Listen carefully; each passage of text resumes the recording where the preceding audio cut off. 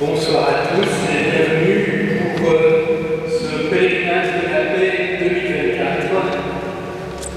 Nous entrons dans ce pèlerinage ce soir avec cette veillée aux bougies qui va nous transporter dans un autre univers, celui des chrétiens d'Orient.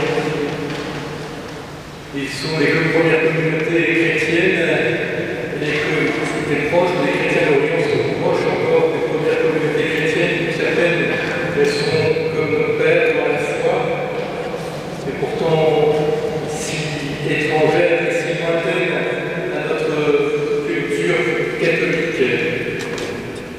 Alors merci à l'œuvre de Lyon et tous ceux qui sont venus même de Paris pour la journée, alors que demain est une grande journée, pour nous faire entrer dans cet univers et nous aider aussi à vivre et à prier avec l'Église de Dieu.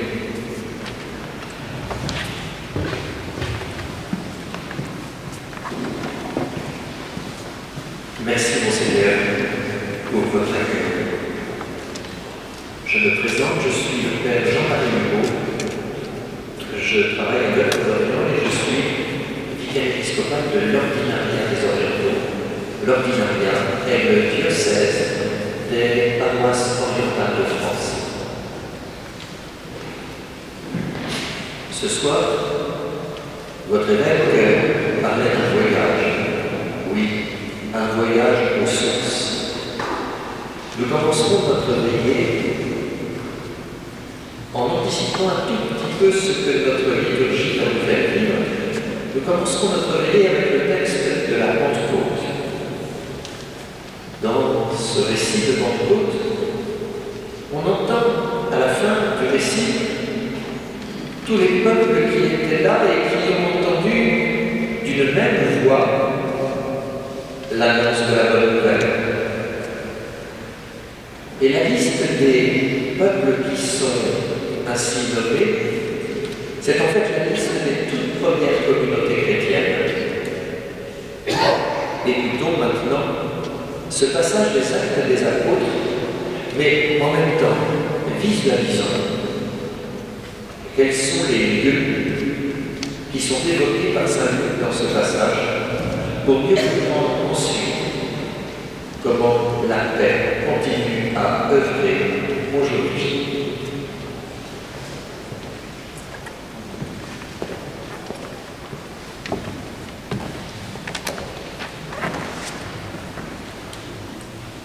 Du livre des Actes des Apôtres. Quand arriva le jour de la Pentecôte, au terme des 50 jours, ils se trouvaient tous réunis, ensemble. Soudain, un bruit survint du ciel comme un violent coup de vent. La maison où ils étaient, assis, en fut remplie tout entière. Alors, leur apparurent des langues qu'on aurait dites de feu, qui se partageaient, et s'en posa une sur chacun d'eux. Tous furent remplis d'Esprit Saint. Ils se mirent à parler en d'autres langues, et chacun s'exprimait selon le don de l'Esprit. Or, il y avait résidant à Jérusalem des Juifs religieux venant de toutes les nations sous le ciel. Lorsque ceux-ci entendirent la voix qui retentissait, ils se rassemblèrent en foule. Ils étaient en pleine confusion parce que chacun d'eux entendait dans son propre dialecte ceux qui parlaient. Dans la stupéfaction et l'émerveillement, ils disaient « Ces gens qui parlent ne sont-ils pas tous galiléens? Comment se fait-il que chacun de nous les entende dans son propre dialecte, sa langue maternelle? Parthes, Mèdes et Élamites,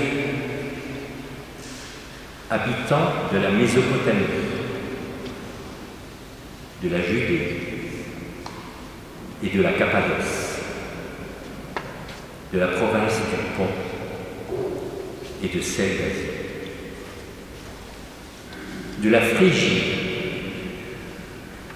et de la Pamphylie, de l'Égypte et des contrées de Libye proches de Cyrène, romains de passage.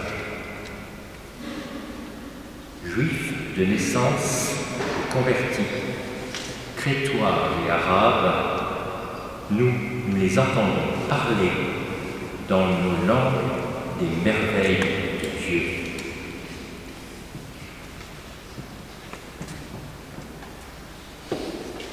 C'était il y a 2000 ans.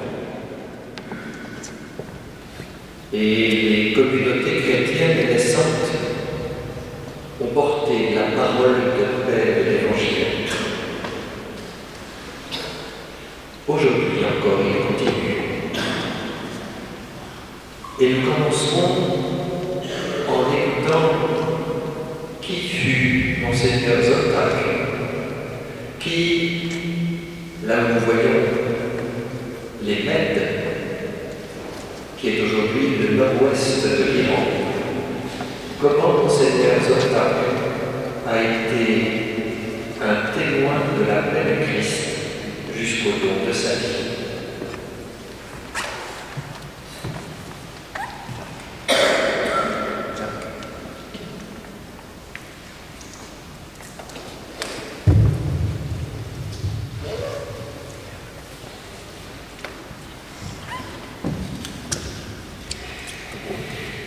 Bonsoir à toutes et à tous. Je vous remercie de m'avoir donné cette grâce de pouvoir effectivement parler du martyre de Monseigneur Zortak et 3 confrères lazaristes avec tous les chrétiens qui les accompagnaient en fait. Alors pour parler de Monseigneur Zortak et ses compagnons, je dois un peu situer dans le temps et dans l'espace cette histoire. On est pendant la Première Guerre mondiale, notamment après la révolution soviétique 1917, qui va avoir une conséquence énorme sur les communautés chrétiennes vivant en Iran et aussi en Turquie. Parce que l'armée russe va quitter effectivement le territoire iranien et donc les chrétiens vont rester finalement sans défense face à l'Empire ottoman. En même temps, il ne faut pas oublier qu'on est dans la même époque où il y a eu le génocide arménien, presque 1 million de morts. Il y a eu aussi en même temps le génocide assyro-chaldéen, 250 000 morts par effectivement l'armée ottomane. Voilà plutôt l'ambiance dans laquelle Monseigneur Zortak se trouve effectivement là-bas. Il est archevêque de l'Église latine, et en même temps il est délégué épiscopal et apostolique. Délégué apostolique signifie qu'à l'époque il n'y avait pas l'ambassade du Vatican dans le pays, et donc il était représentant du pape aussi, donc il a eu une mission politique en Iran. Alors, puisque l'armée russe a quitté le territoire iranien, donc l'armée ottomane a pénétré dans le territoire, et ils vont commencer à massacrer beaucoup de villages chrétiens, notamment qui étaient des Arméniens et aussi des Assyro-Chaldéens. Et ils vont arriver d'abord à un lieu qui est très important dans l'histoire du 19e et 20e siècle de cette église, notamment l'église catholique, là où les lazaristes avaient fondé leur séminaire, leurs écoles comment ça s'appelle, éco-théologie, etc.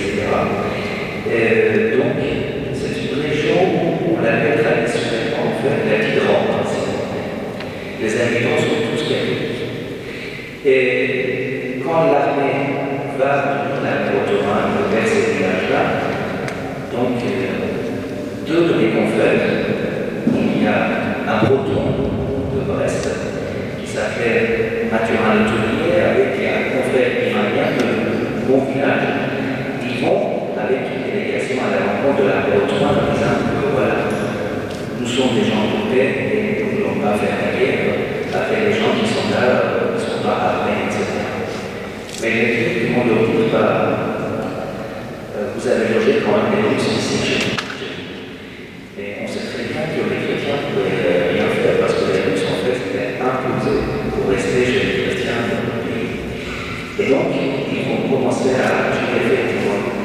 membres de cette délégation. Jusqu'à aujourd'hui, nous n'avons pas enfin trouvé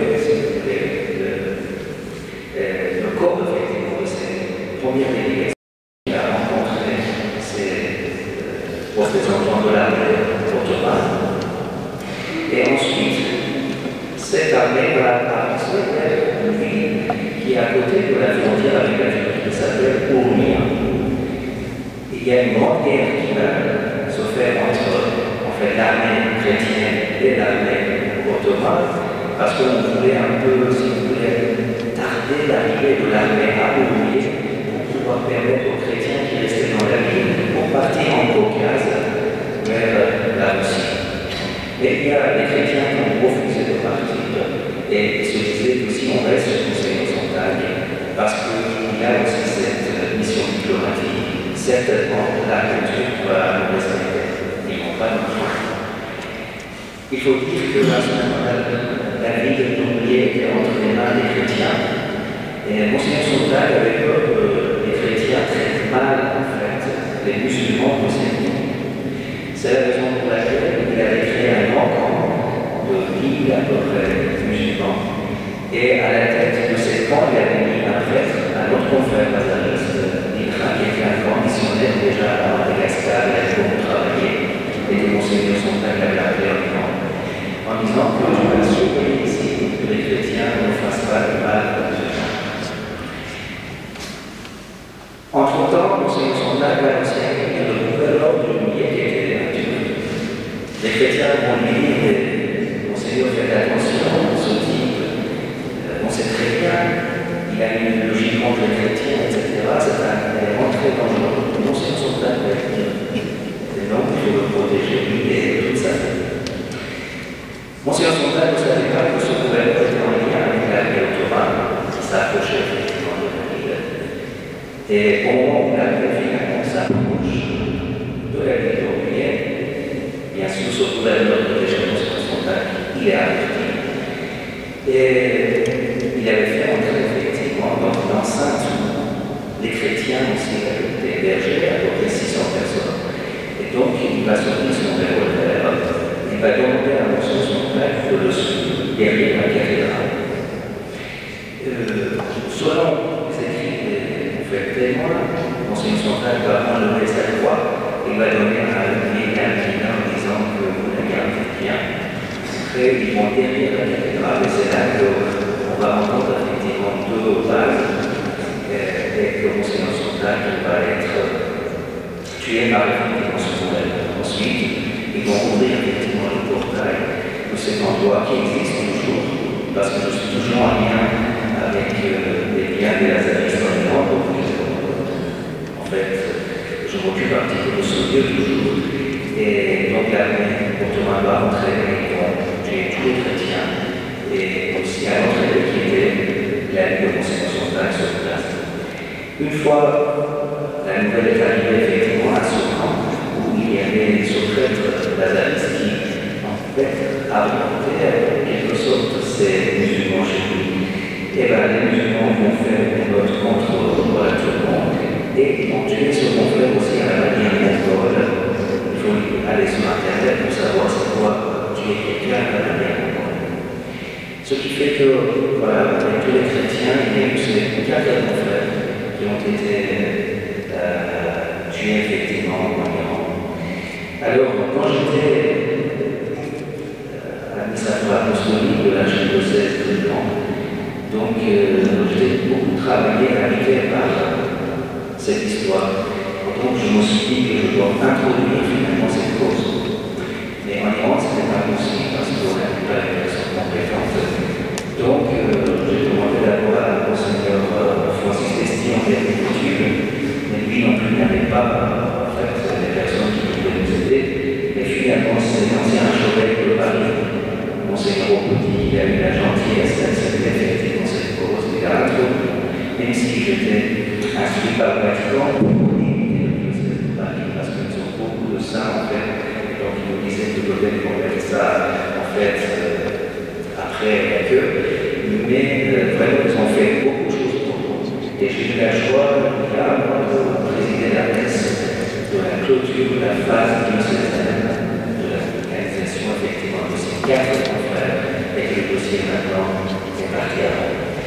À travers cette histoire, vous voyez 4 figures qui ont essayé de travailler pour la paix au cœur de la violence. Et que nous avons, surtout dans le monde aujourd'hui, une utilise vraiment besoin de ces figures-là.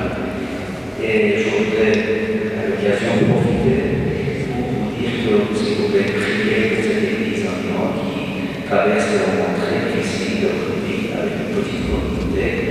Et si effectivement il y a une reconnaissance de martyr de ces personnes-là, je crois que ça pourra apporter beaucoup de fruits pour cette église et sa mission aujourd'hui. Merci.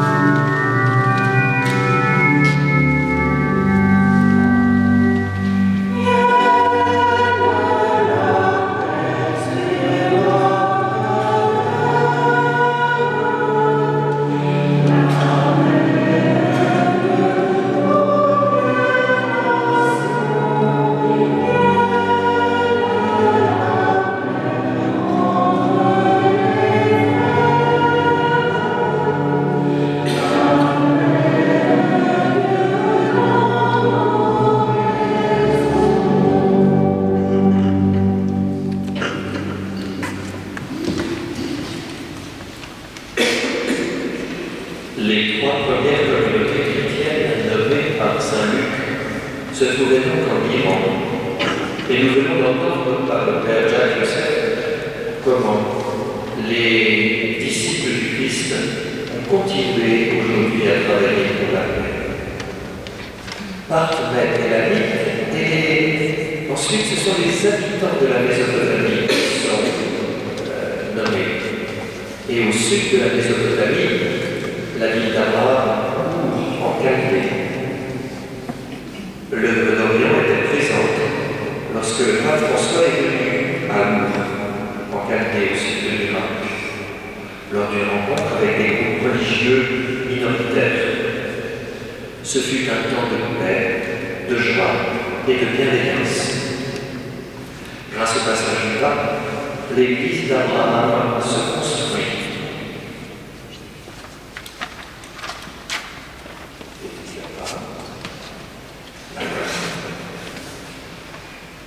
L'espace sera également doté d'une salle interconfessionnelle réservée à tous les échanges avec les musulmans de la région et d'Irak. Ce sera un lieu d'accueil, de paix et de prière.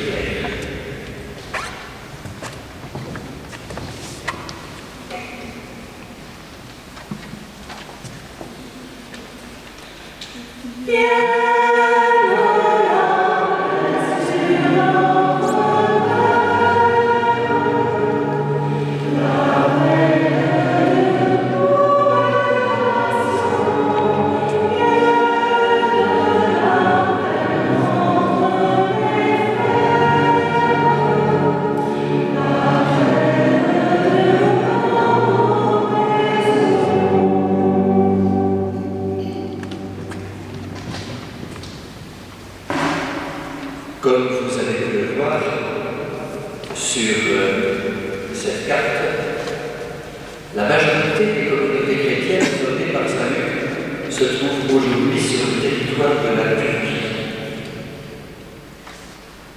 À cheval sur ce qui est aujourd'hui la Turquie et le nord de l'Irak, l'Anatolie, dans le Kurdistan. Dans la société traditionnelle, les personnes âgées étaient prises en charge par leur famille. Le passage de Daesh a forcé de nombreux jeunes à immigrer et les seigneurs se sont retrouvés seuls. Donc, au nord du Kurdistan irakien, l'œuvre d'Orient a participé à la construction d'une maison spécialisée pour personnes âgées et handicapées de toutes confessions et ethnies, pour qu'elles puissent terminer leur jour dans la paix et la dignité.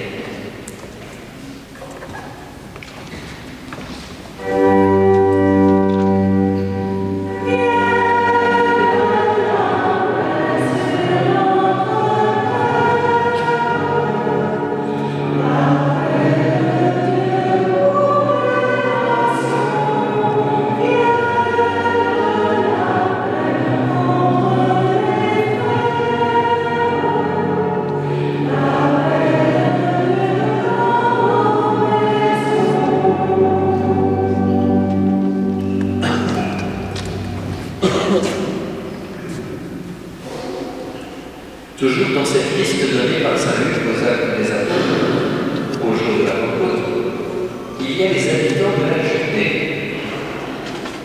Judée, cette région de la Terre Sainte qui est proche de Jérusalem, autour de Jérusalem.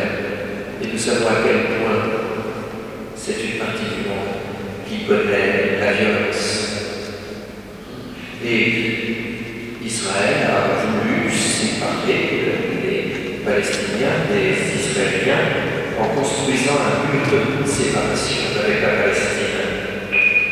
Ce mur traverse Bethléem. Au pied de ce mur se trouve un mouvement de religieuses belgiques francophones qui reçoit le lien de l'œuvre d'Orient. C'est une présence brillante au cœur du conflit. Une icône géante a été réalisée sur le mur lui-même, en face du monastère, avec une porte qui ouvre un chemin de paix.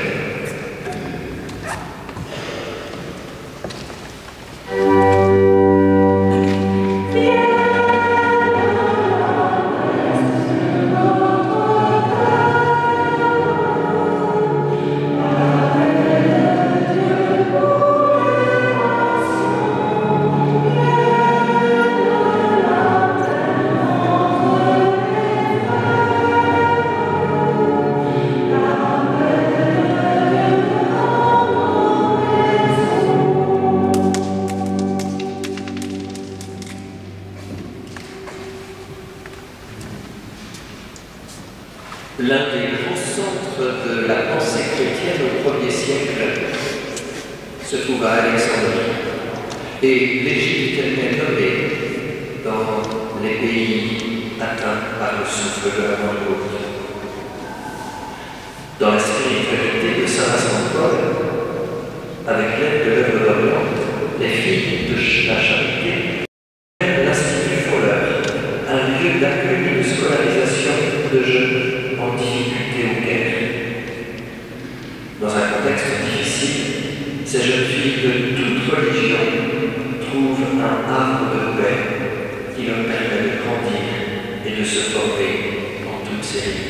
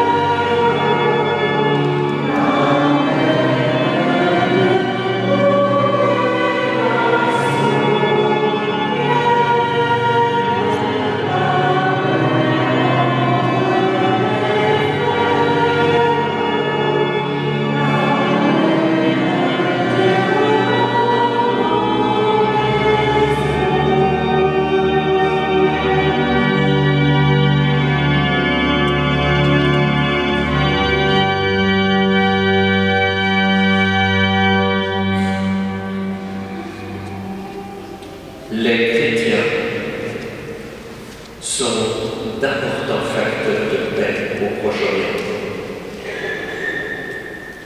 À Gaza, par exemple, il y a des écoles catholiques dans lesquelles il n'y a aucun catholique. Mais les religieuses qui tiennent ces écoles leur apprennent le respect de la dignité.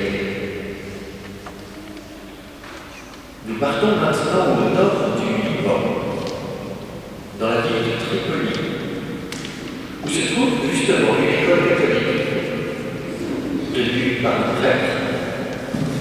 Et grâce à cette école, dans une ville où deux parties de l'islam se font face, les sunnites et les alawites,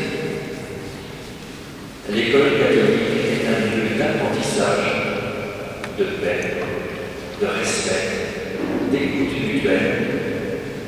Et parce que cette école permet à des jeunes que tout aurait opposé jadis de vivre ensemble et de se connaître, cette école ouvre un chemin de paix pour l'avenir.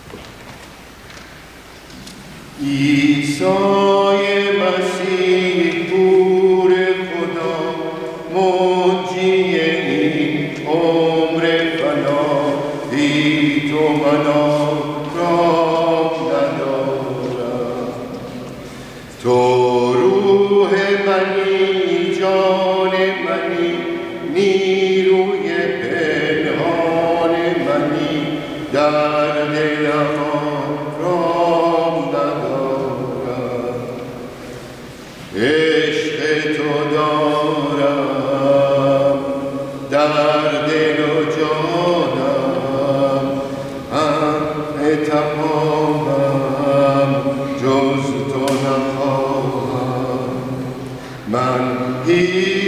شدم تا خود را به تو دادم. من هیچ شدم تا همه خود را به تو دادم.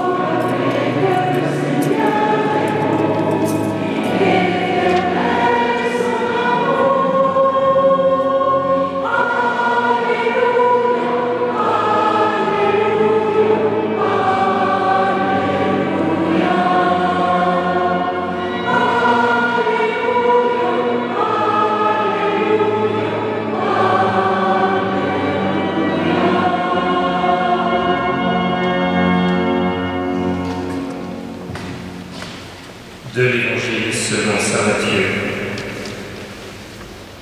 Voyant les foules, Jésus gravit la montagne. Il s'assit et ses disciples s'approchèrent de lui. Alors, ouvrant la bouche, il les enseignait. Il disait « Heureux les doux, car ils ont la terre en héritage. Heureux ceux qui ont faim et soif de la justice, ils seront rassasiés. Heureux les artisans de paix, car ils seront appelés fils de Dieu. »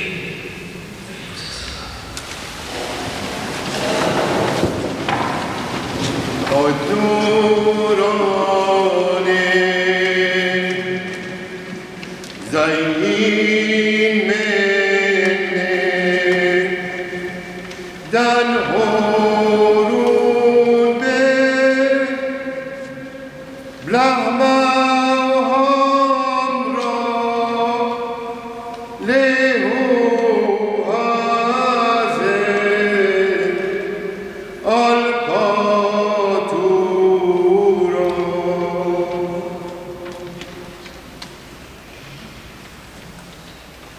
l'Évangile selon saint Luc.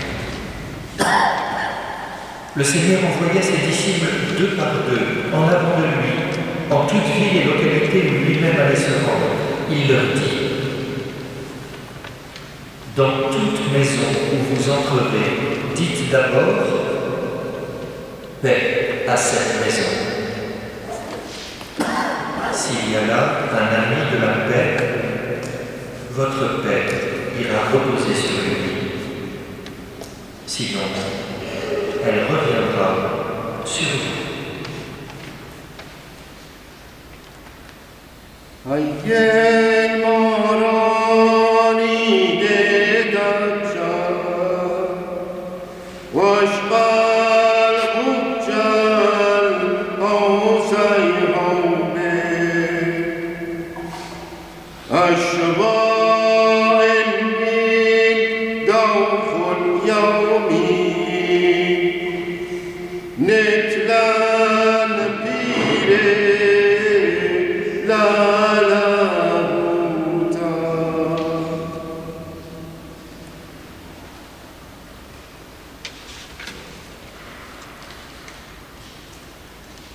De l'Évangile selon saint Jean. Avant de passer de ce monde à son Père, Jésus disait à ses disciples: si quelqu'un m'aime, il gardera ma parole, mon Père l'aimera, nous viendrons vers lui et chez lui nous ferons une demeure. Je vous laisse la paix. Je vous donne ma paix. Ce n'est pas à la manière du monde que je vous la donne. Morani shomal kazriga dazba pashen motadrumo bradala hashwa ila hayye hatte mal kadrumo.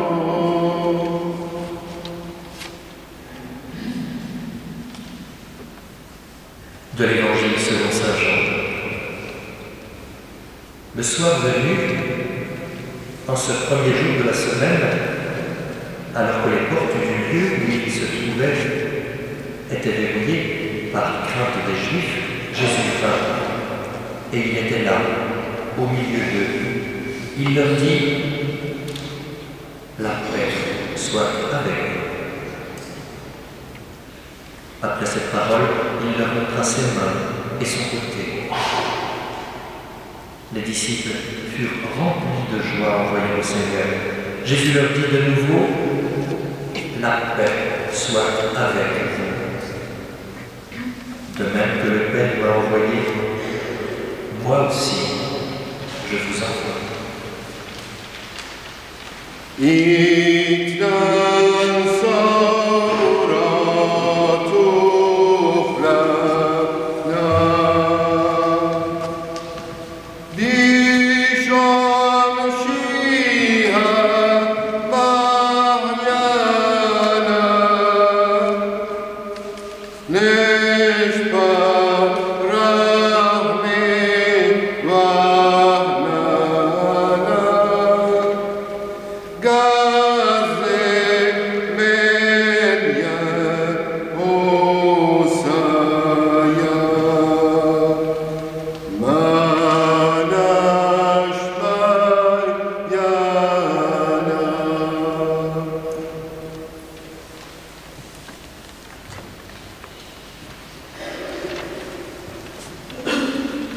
Nous sommes à la recherche de la paix. Nous voulons la justice. Ne faut-il pas se battre pour la justice? Alors ce n'est plus la paix. Le psaume dit que dans le projet de Dieu,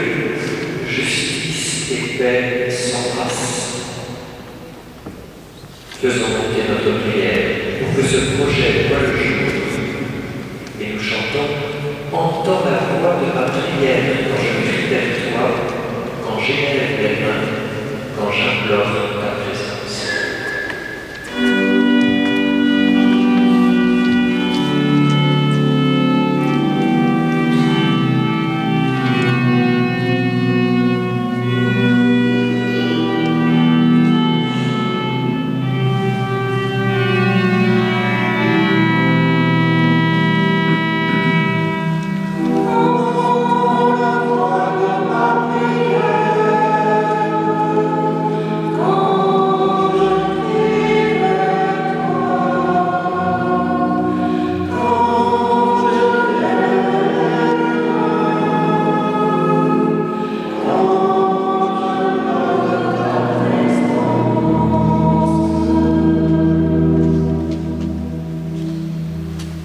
La paix soit avec vous. C'est la première parole du ressuscité à ses disciples. Pour que tes disciples sachent aujourd'hui recevoir cette paix de toi, Seigneur Jésus, qu'ils en vivent et qu'ils la transmettent de tout leur être, au milieu de toute culture, peuple, langues et nations. Seigneur, nous te prions.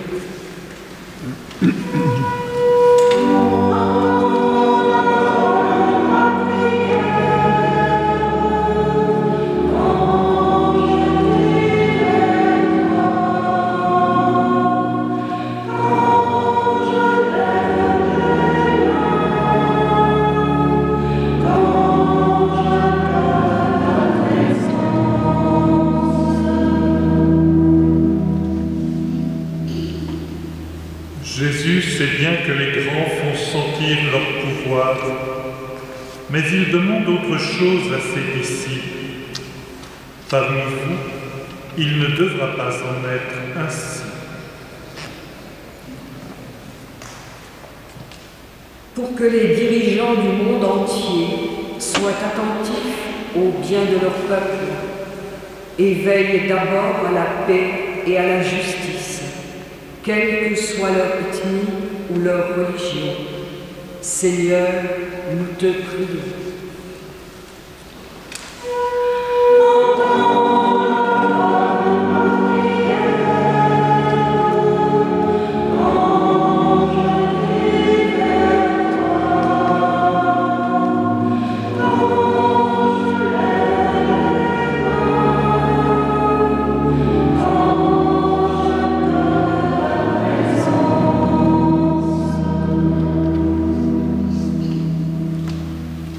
Ainsi parle le Seigneur. Un cri s'élève dans Rama, une plainte et des pleurs d'amertume. C'est Rachel qui pleure ses fils. Elle refuse d'être consolée, car ses fils ne sont plus. Seigneur, nous te confions toutes les victimes des pays en guerre, et tout particulièrement quand ces victimes sont tes disciples. Nous pensons à la Terre Sainte, à l'Ukraine, à l'Arménie, au Liban et tant d'autres, afin que se lèvent de bons Samaritains dans toutes les nations. Seigneur, nous te prions.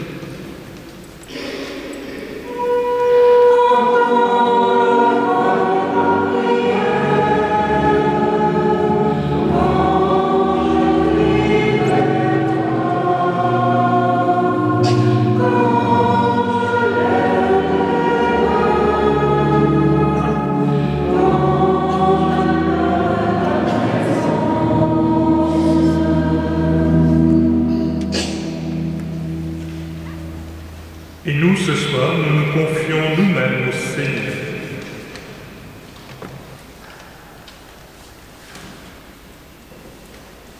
Seigneur, tu nous as donné ce monde immense et beau. Donne-nous d'en prendre soin et de respecter ta création.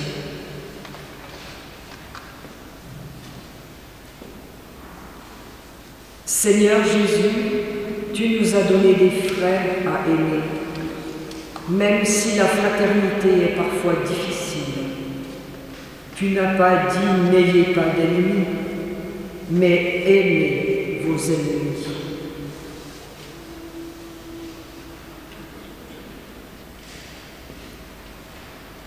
Apprends-nous à aimer tout être humain et à agir en conséquence, nous t'en prions.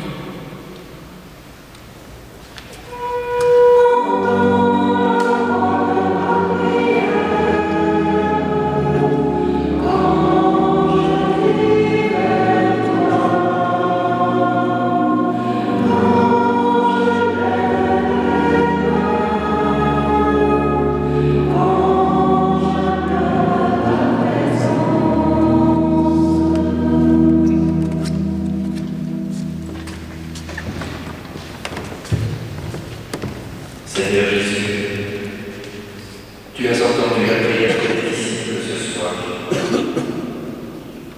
Ouvre nos cœurs aux réponses que tu nous donnes, aux signes que tu nous montres, aux adresses, aux appels que tu nous adresses.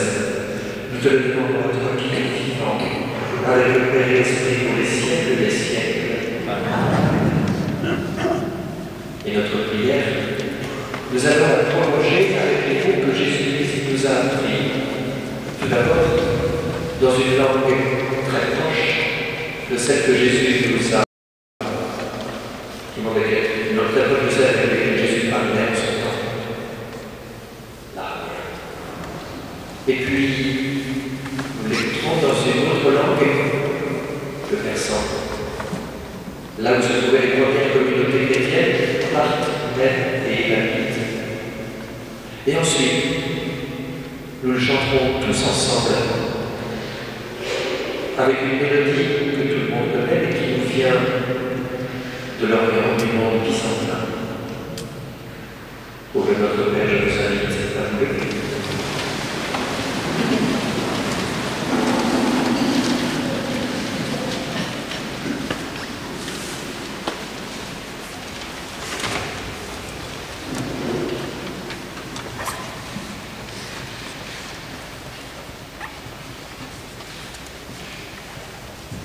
أعوندش ميان اتقدش مارتيتي ملكوتك نهميز اليونا إن كان نادش ميا أبقر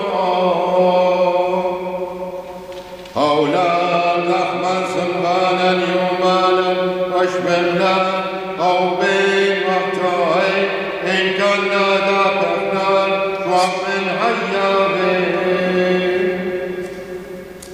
لا مدرود إلى ملكوتا أيلا تشبوت الأرض لما البيت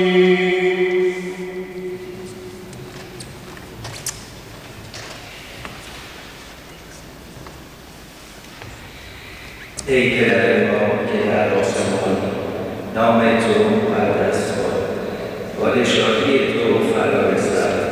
Pero Cristo oggi non chiede la vostra mano, basta che giorni chiama. Non Gerusalemme oro e brus dell'amore, della gioia con l'amore moro. C'è anche non mi lasci, ora mi do che non vai di chiama.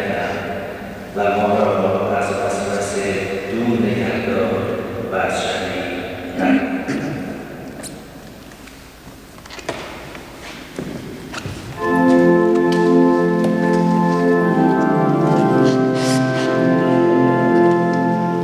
No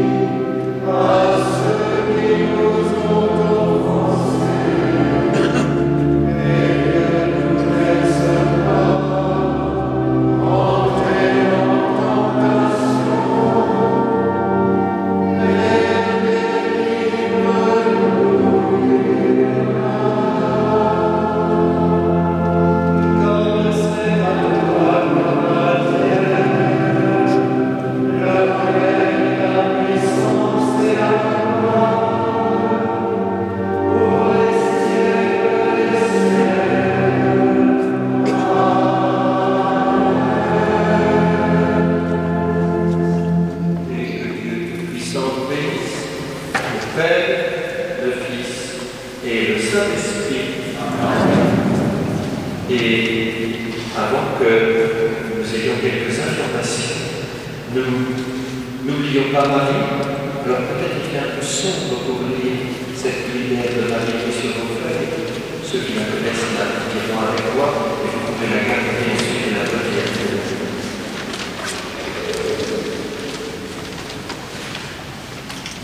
Sous ta protection, ô très sainte Mère de Dieu, les chrétiens des églises d'Orient ont toujours trouvé refuge. Rassemble les chrétiens d'Orient et d'Occident dans l'amour de ton Fils, afin que l'unité des églises ressemble à celle de la Trinité sainte, du Père et du Fils et du Saint-Esprit. Donne-leur le courage dans les épreuves, la patience dans la persécution, l'espérance dans les conflits.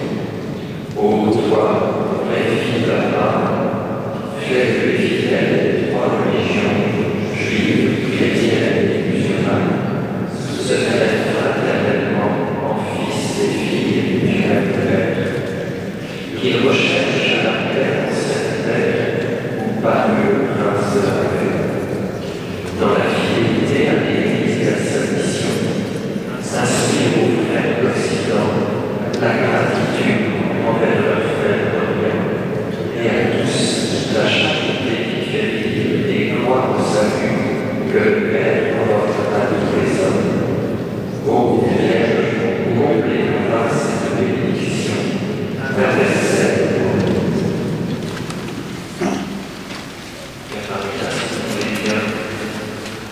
Donner quelques informations pour la suite.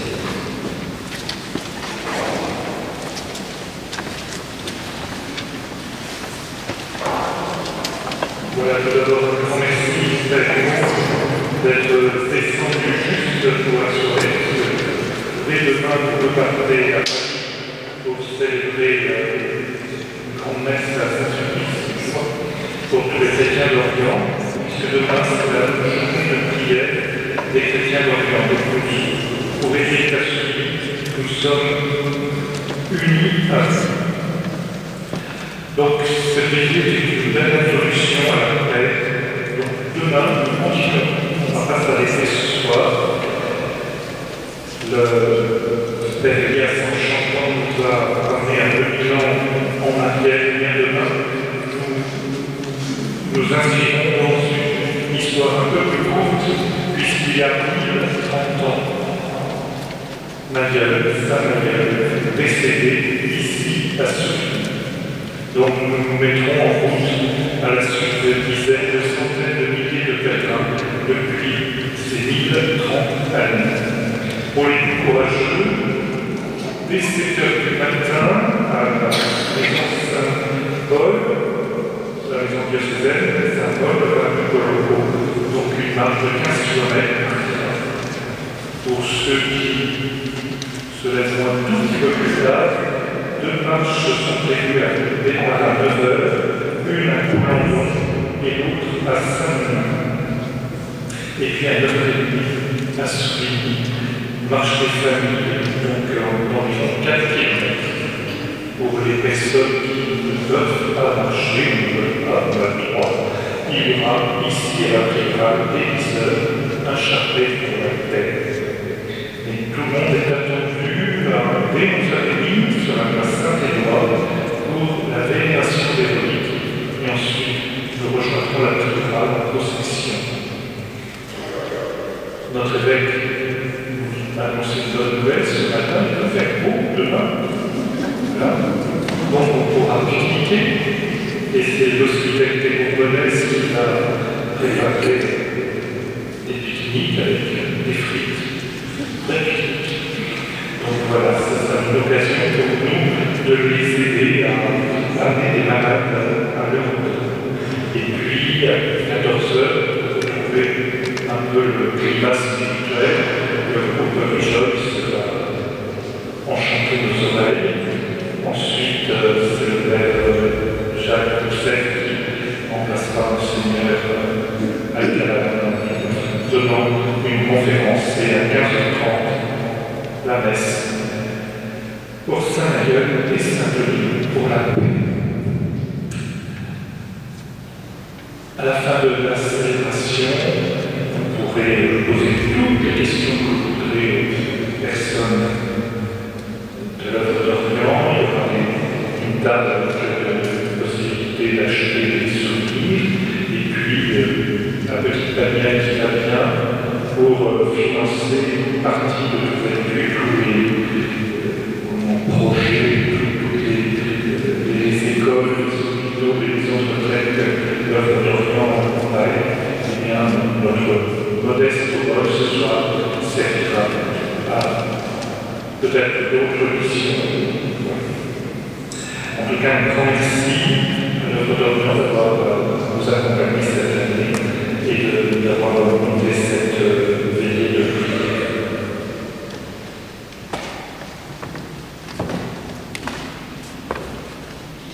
Et comme il y a chose du veillée de Philippe. Et pour terminer cette veillée, je vous propose deux choses à la fois. Il vous a été remis un rameau d'olivier. N'est-il pas un symbole de paix? Donc vous êtes invités à quitter cette église non pas en gardant ce rameau pour vous, mais en le déposant sur le gisant de Saint-Réveil, au centre de cette église. Lui qui fut justement tout au long de sa vie aussi un apôtre de la paix. Ça c'est la première chose, donc déposer ce rameau sur son gisant. Mais en même temps, chanter que viennent les cieux nouveaux et la terre nouvelle selon le souffle de Dieu.